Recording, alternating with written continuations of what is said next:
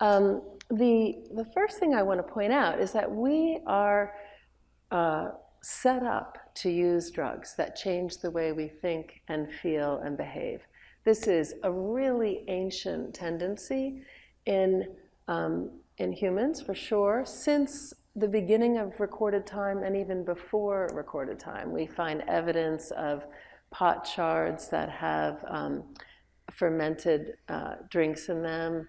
And it just seems, and paintings on the walls of caves that show kind of psychedelic pictures with the mushrooms right next to them.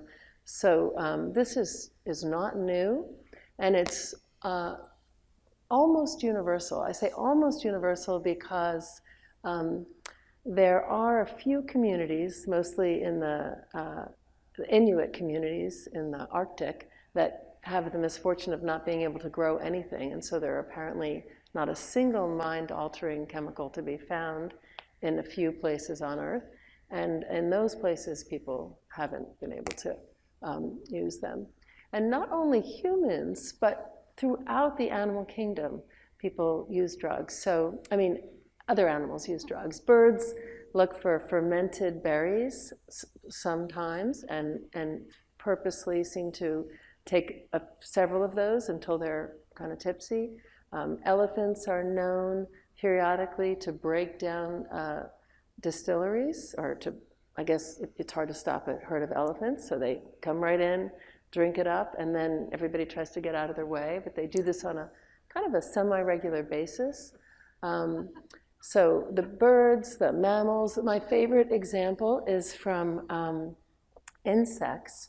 I don't know why this is so amazing to me, but there's a species of ant in South America that takes the time and effort in its ant mound to raise this certain kind of beetle.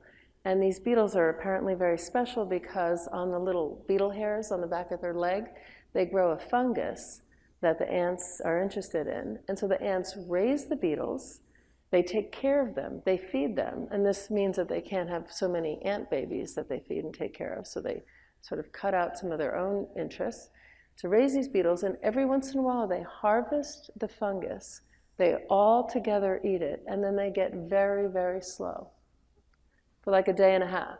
And there's apparently no nutritional value, but this is just a drive. Some people have argued, just like we have a drive for thirst and a drive for food and a drive for sex, we have a drive to kind of mess with our minds. And I think some of us maybe appreciate that more than others, but it's widespread. And in a short way, I want to tell you that what all these animal species have in common is a pathway that we've called the reward pathway, and it involves the neurotransmitter dopamine. And that dopamine pathway is one that evolved so that we would participate and find things reinforcing or pleasurable that would forward our survival. So what we find pleasurable, food and sex, are pleasurable to us because they help us survive. They help our progeny survive. If we didn't eat and we didn't procreate, that would be the end. So we find these things pleasurable, and they help our survival, and all abused drugs co-opt that same system. So plants and animals, fungi and things, made chemicals that co-opted this same system so that those plants could survive. So it's really an interesting kind of way that we evolved. Does someone you love suffer from drug addiction? Accidental drug overdoses are the #1 cause of unnatural deaths. Don't wait until it's too late.